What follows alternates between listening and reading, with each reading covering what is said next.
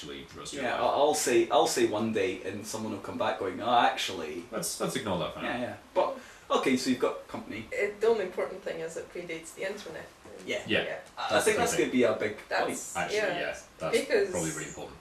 if we're talking about distribution media and whatnot and getting your game out there, then the internet's basically the thing that kind of helps it along quite well.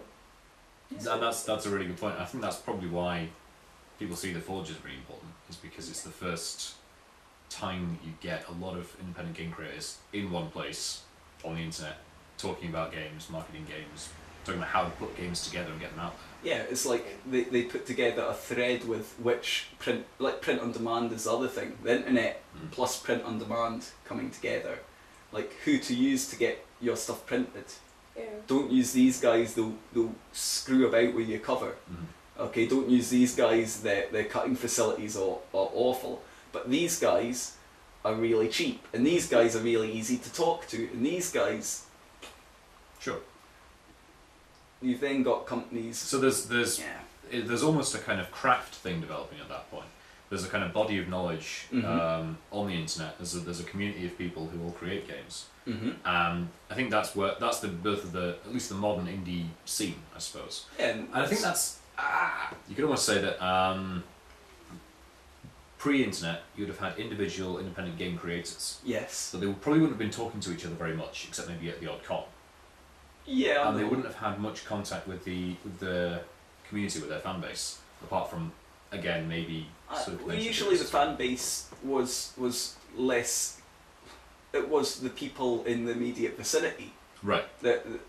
When I started gaming, other gamers were the people who you could pretty much hunt down every gamer within your travel radius. Right.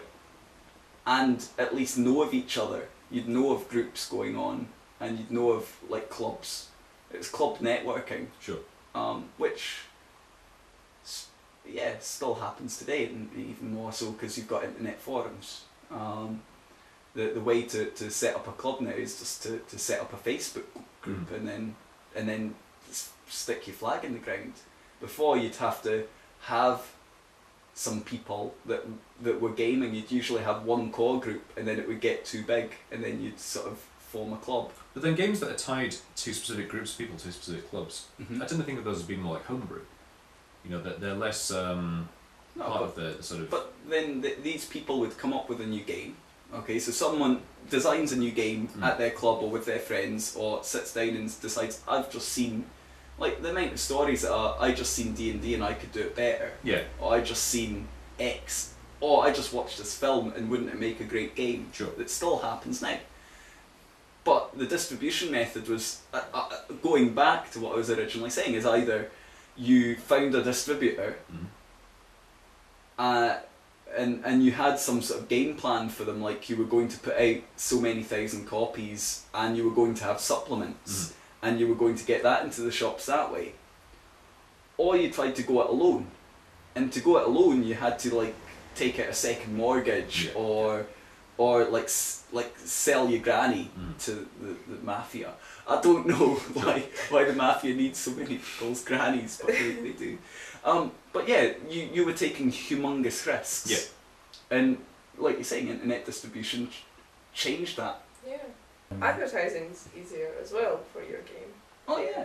With the internet. Definitely, yeah. So does that just help? finding your audience in general, I think. Yeah. So does that help the indie scene then? Where does that plug into it? Because one definition of indie is going to be either very systems that focus on a specific topic, like very, very focused, or they have very weird systems. Yeah, and I think that's the thing, is that the internet enables you to find a certain... If you have a game that has a sort of niche appeal, the internet enables you to sort of find that, to sort of embrace a margin and really get to the people that are into the kind of thing you're producing. But that's when I say weird systems, okay, what I'm thinking is the things that came out of the wargaming pool were there's the games master, okay, who's or dungeon master or keeper or whatever you want to call him. Sure.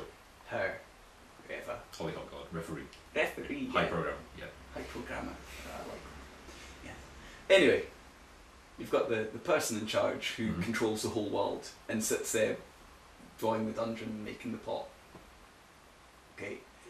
And then you've got the players who create a character and then play that character. Mhm. And they have say over all their characters' actions. And the GM has say over everything else. Okay. Okay. Whereas weird mechanics, sometimes, and with that, you roll dice or you have a randomizer Mhm.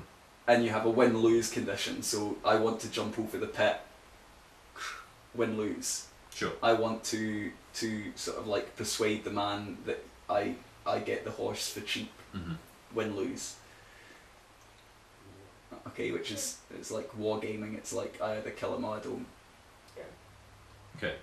But then you're contrasting this with With more no narrative systems? Yeah, okay, or- yeah. Like, instead of, like, the GM's control over the world is shared with the rest of the player base in some Okay. way. Or there's no GM. Right. The players as a group can collectively discuss. So like shit. Okay, are they the same thing though? Like having binary task resolution and shared narrative control. I think they're orthogonal. Oh, yeah, okay. Orthogonal, very nice. It's a good word. Yeah. Okay, yeah, okay. Yeah, they're different things. So, I'm just stream of consciousness. Sure. So, But But they're yeah. often found together. yeah, they're often found together, but you can have like a whole group where you're all narrating together Mm. the same world. Yeah.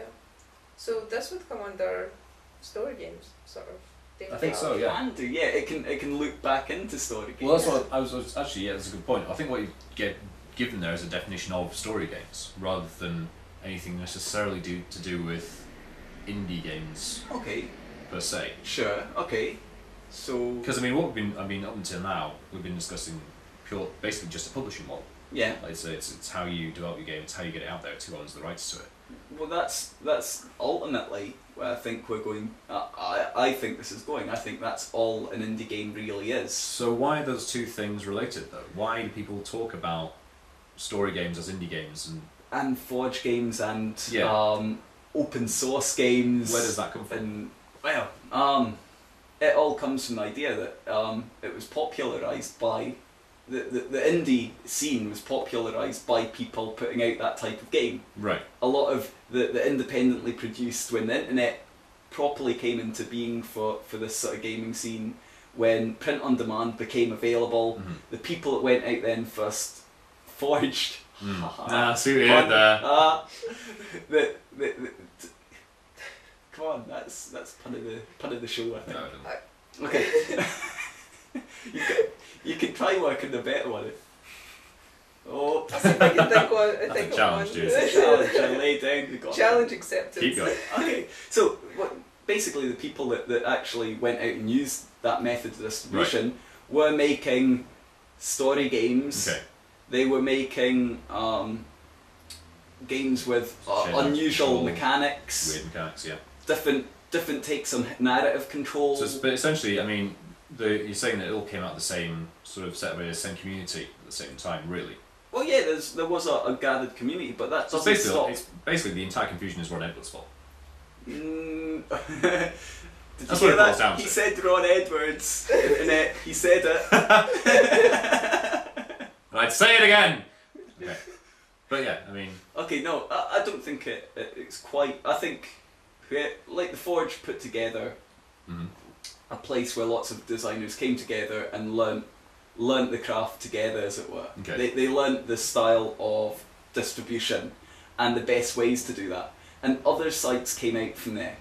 Sure. Locally, we've got Collective Endeavour, Oh yeah. who will sit down at conventions and talk with people Mhm. about how to get their game made, Yeah. like without it costing them the earth. Mhm. Like